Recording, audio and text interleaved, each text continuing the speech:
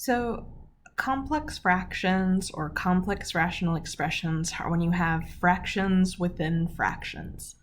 And that's something we don't want to happen. We don't want to have a denominator within a numerator, or same thing within the denominator. So what we want is to simplify. So we're going to use the skills we just learned about finding the least common denominator. It'll just look a little different in terms of where we're looking for the denominators. And then what we'll do is multiply both the numerator and denominator by that least common denominator. I know it feels like I'm saying numerator, denominator, denominator, numerator over and over again. Once we get the process down, it'll be simpler. So in a case where it's all numerical, first thing I would do is look for anything I can simplify, which I can multiply that 5 times 7 over 3. Again, we would just think of that as 5 over 1. So 5 times 7 is 35, and then that's being divided by 3. And then where I have this larger fraction bar, because really this is all the numerator and this is all the denominator, I get somewhat not dramatic, but kind of dramatic about where the fraction bar is, just to make it really clear where the division's happening, and then 3 over 4. Now, finding the least common denominator in this case, so we have this factor of 3, we have this factor of 4, so our least common denominator is coming from a 3 times 4, which is 12. So our second step is to multiply the numerator, which I know we have these kind of smaller numerators, but the numerator is this 35 over 3. That's what I would call the numerator, and 3/4 would be the denominator. So I'm going to multiply the numerator by the least common denominator, and I'm going to multiply the denominator by I'll just call it the LCD. So when we do this, we'll have this 12 divided by 3, so that's going to leave 4. And we're going to have in the denominator 12 divided by 4, which would leave 3. So my numerator is just 35 times 4, which is 140. And in the denominator, 3 times 3, which is 9. So it's no longer complex because we wiped out those the kind of small denominators there by multiplying by that LCD. Now, something I will point out in this case, when we were at this 35 thirds over 3/4, something we could have also done is rewritten this in a horizontal format, meaning this is the same thing as 35 thirds divided by 3/4. Well, then it's fraction division, so I'd use keep, change, flip. So 35 thirds times 4 thirds. 35 times 4 is 140 over 9. So there are going to be cases where we can't do this, but it's mostly because there isn't anything adding or subtracting on outside of these fractions within the fraction. So if you just have fraction divided by fraction, you can change it to this horizontal format and solve that way rather than using the LCD. However, as we go through this video, I'll emphasize this LCD method since it's a new one. All right, here, I'm going to factor first. So again, I'm just going to make it really clear. Here's my division.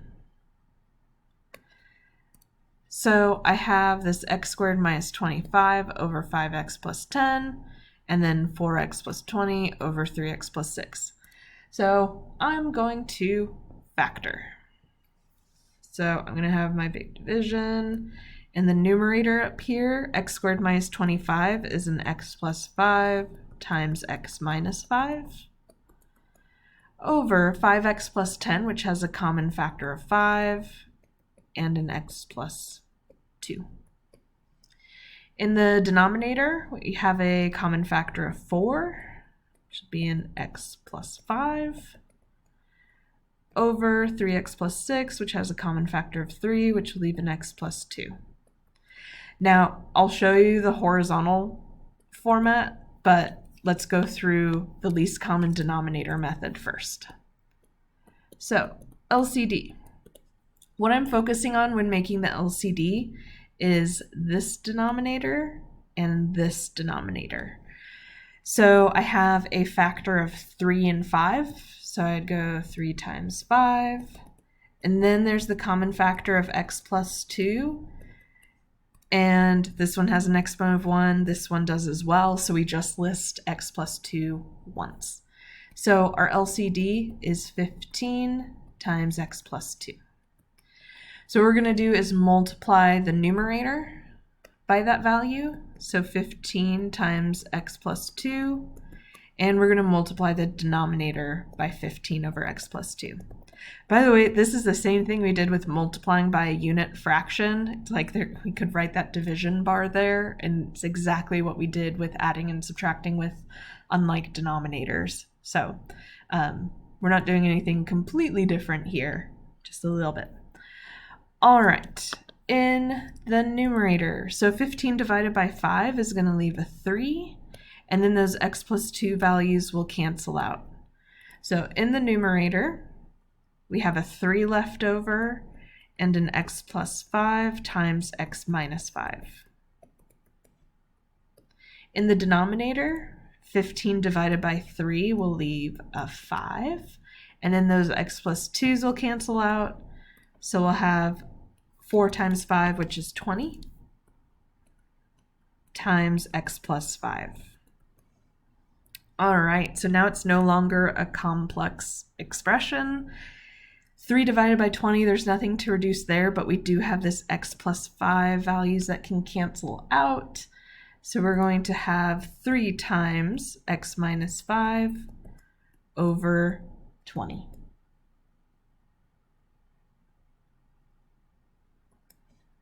And that's it. Now, at this stage, I know it's a little confusing with all the canceling. What we could have done is switch to that horizontal format. So having that x plus 5 times x minus 5 over 5 times x plus 2. And that's being divided by 4 times x plus 5 over 3 times x plus 2. And then we would have just done keep, change, flip. So x plus 5, x minus 5 over 5 times x plus 2. Change to multiplication, flip so that it's 3 times x plus 2 in the numerator and 4 times x plus 5 in the denominator. And those x plus 5's would have canceled out. Those x plus 2's would cancel out. So we would have that 3 times x minus 5 in the numerator, 5 times 4 in the denominator. So this case would have worked for the keep, change, flip because again, it was just fraction divided by fraction. What we'll see in this case is we can't do that because of that plus 2 right there. It gets too complicated to use keep, change, flip, so we have to use the least common denominator. So the least common denominator, what I'm looking for is basically, this wording is going to be terrible, but the denominator within the numerator. So within the numerator, what's our denominator? Well, it's the x minus 4. Then again, in the denominator, what's the denominator in our denominator? Well, we also see that x minus 4. So our least common denominator is just going to be x minus 4. So what we're going to do is multiply the numerator by x minus 4 and multiply the denominator by x minus 4. Now, as we start to get pieces adding on outside of these kind of complex fractions here, what we need to be careful of is with these parentheses, because everything in that denominator needs to be multiplied by x minus 4. Essentially, it's going to distribute into those parentheses. So in kind of an expanded form, in the numerator, we'll have this 2 over x minus 4 times x minus 4. And then in the denominator, it distributes in. So we would have 3 over x minus 4 times x minus 4. And then plus 2 times x minus 4. So just be sure that the LCD distributes in and everything gets multiplied by it. Now in these spots where we have x minus 4 in the denominator, that x minus 4 cancels out, but notice it doesn't cancel out next to the 2 because we weren't dividing by anything. So in the numerator, all we have left is 2.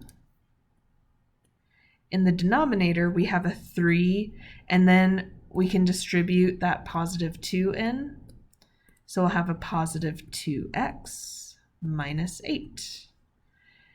And that'll be a 2 over 2x, and then 3 minus 8 is a negative 5. And again, with that subtraction there, that's stuck together, so we can't cancel anything out. And that would be done. All right, one more example here. Just a real fun, complicated one to end with here. So, finding the least common denominator. Again, it's like, what denominator is showing up within the numerator? Well, there's that x plus 3. In our denominator, we have denominators of x plus 3 and x minus 1.